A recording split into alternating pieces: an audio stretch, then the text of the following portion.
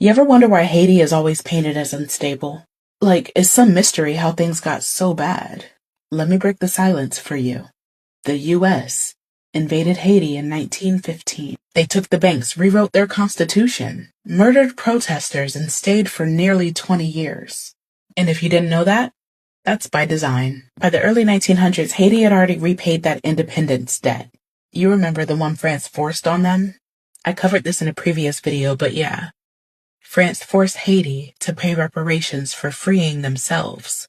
But now, American banks wanted a cut. The U.S. was worried about instability, but what they meant was business instability. So when Haiti's president, Vilbrun Guillaume Sam, was killed in a revolt, President Woodrow Wilson sent in the Marines, not to protect the Haitian people, but to protect U.S. assets. They landed in Port-au-Prince in 1915, and they didn't leave until 1934.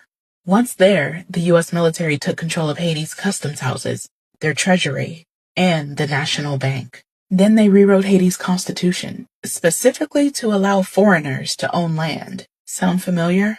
They dissolved parliament, censored the press, and re-established forced labor. Thousands of Haitians were rounded up to build roads. And when they resisted, the Marines opened fire. In 1919, they massacred over 2,000 Haitians in a single campaign, and the records called it a pacification. What? The U.S. never gave that land back. They built their economies, their banks, their sugar companies, all on Haitian soil. And when the occupation finally ended in 1934, they left behind a puppet military and an economy designed to funnel wealth out.